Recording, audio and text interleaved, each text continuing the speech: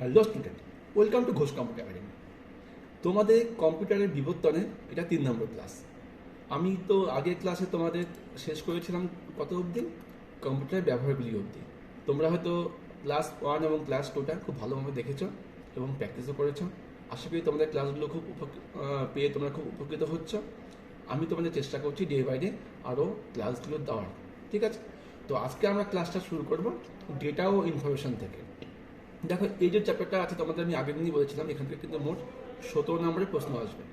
তার মধ্যে MCQ, SA এবং বড় প্রশ্ন থাকবে। আর বড় প্রশ্ন মানে কিন্তু সাতের প্রশ্ন কিন্তু কখনোই একবারে আসবে না।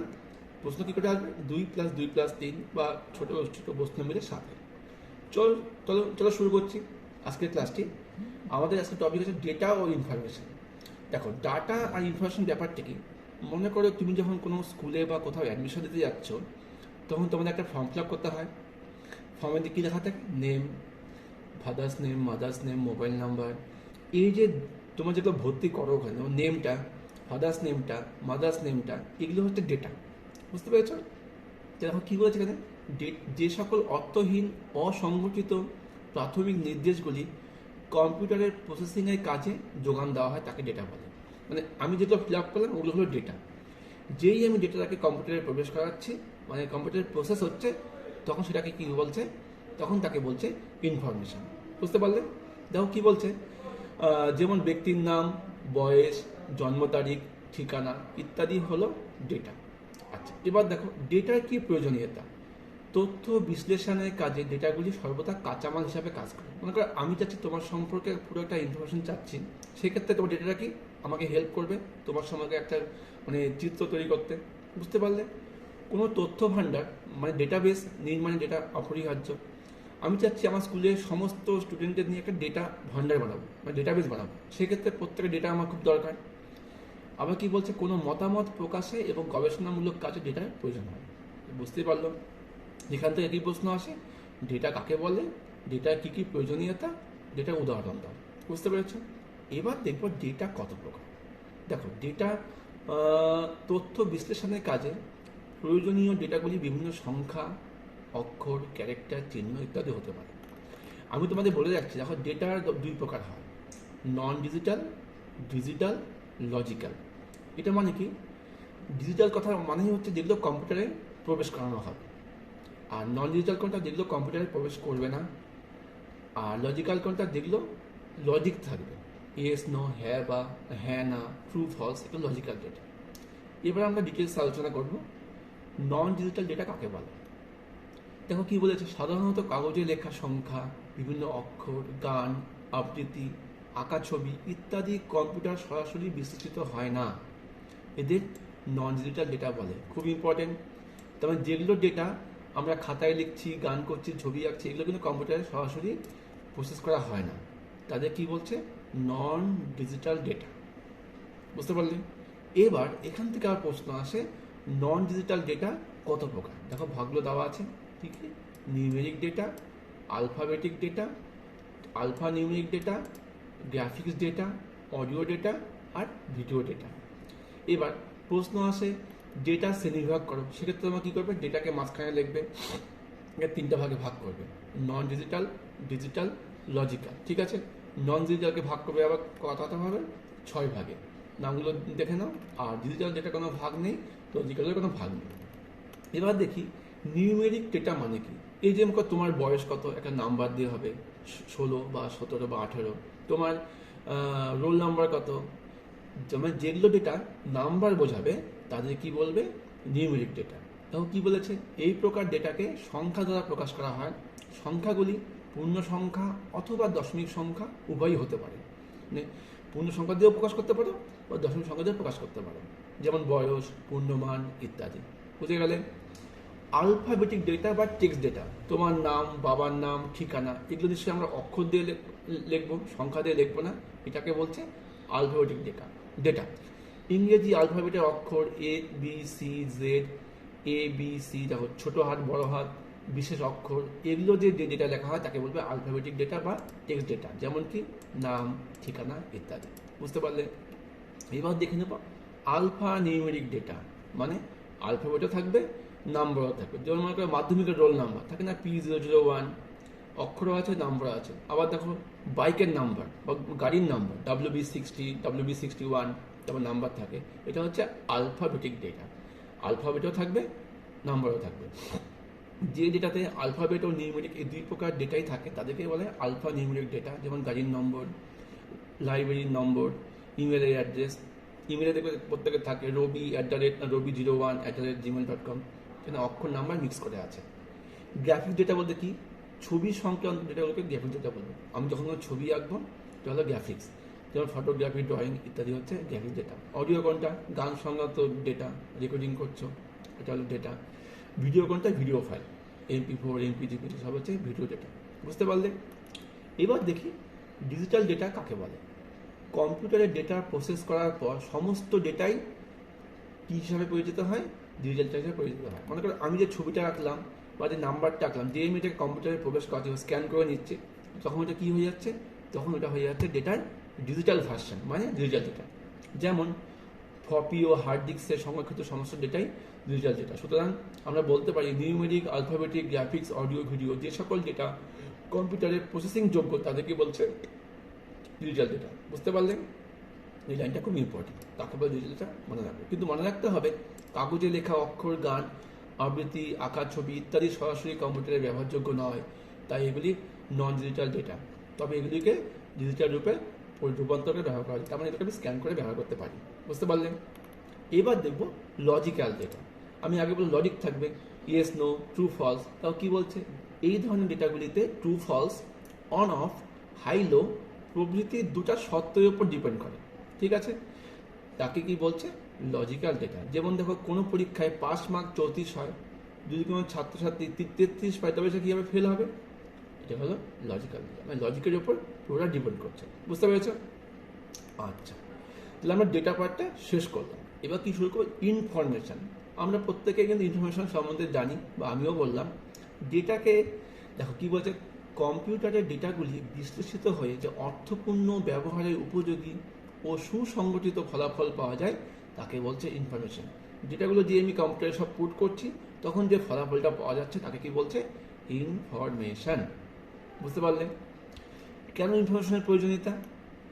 কোনো সিদ্ধান্ত গ্রহণে ইনফরমেশন প্রয়োজন হয়, নিজেকে যুগোপযোগী বা সময়োপযোগী করে তুলতে ইনফরমেশন প্রয়োজন হয়, বিভিন্ন ধরনের পরিষেবা নেওয়ার জন্য আইন কানুন জানতে ইনফরমেশন প্রয়োজন হয়। বুঝতে পারলে? আচ্ছা, এবার দেখি কি আছে আমাদের। আচ্ছা, এবারে দেখে নিতে হবে ডেটা প্রসেসিং, খুব ইম্পর্টেন্ট। কাকে বলে ডেটা প্রসেসিং? ঠিক আছে, যে পদ্ধতিতে বিভিন্ন উৎস থেকে সংগৃহীত প্রাথমিক তথ্যগুলিকে সংগঠিত, ব্যবহারের উপযোগী, অর্থপূর্ণ তথ্যে রূপান্তর করা হয় তাকে বলছে ডেটা প্রসেসিং। মানে আমি একটা ডেটাকে কালেকশন করে নিয়ে আসলাম, ওটাকে আমি যে পদ্ধতিতে কম্পিউটারে প্রসেস করবো এটা কি হচ্ছে, ডেটা প্রসেসিং। বুঝতে পেরেছ? খুব ইম্পর্টেন্ট, মনে রাখবেন। ডেটা প্রসেসিংয়ের সময় যেগুলো গুরুত্ব পায় সেগুলো কি, ডেটার সংগ্রহ, ডেটা থেকে আমি সংগ্রহ করে আনলাম। ইনপুট, কম্পিউটারে আমি ডেটাকে ঢুকাচ্ছি। প্রসেসিং, কিছু কম্পিউটারটা প্রসেস করছে। আউটপুট, আমি এটাকে প্রিন্ট আউট করে বের করছি বা কম্পিউটার স্ক্রিনে দেখতে পাচ্ছি। আর কি সঞ্চয়, আমি ডেটাকে সেভ করে রাখছি। বুঝতে পেরেছ? এবার দেখো ডেটা প্রসেসিং চক্র। এই যে আমি ডেটাটাকে উৎপত্তি থেকে নিয়ে আসছি, সংগ্রহ করছি, কম্পিউটারে ঢুকাচ্ছি, প্রসেস হচ্ছে, আউটপুট পাচ্ছি, এই যে পুরো কাজটাকে চক্রাকারে হচ্ছে, এটা হচ্ছে ডেটা প্রসেসিং চক্র। কি বলেছে, ডেটা থেকে ইনফরমেশন বের করার পদ্ধতিটি মূলত 4টা ধাপে সম্পন্ন হয়। সেই ধাপগুলো কি কি, একে বলা হয় ডেটা প্রসেসিং চক্র বা আইপিও সাইকেল। খুব ইম্পর্টেন্ট, আইপিও মানে ইনপুট, প্রসেস, আউটপুট, তাকে বলছে আইপিও সাইকেল। ডেটা প্রসেসিং চক্রে আবার কয়েকটা ধাপ আছে। কী কী ধাপগুলো আছে দেখে নাও।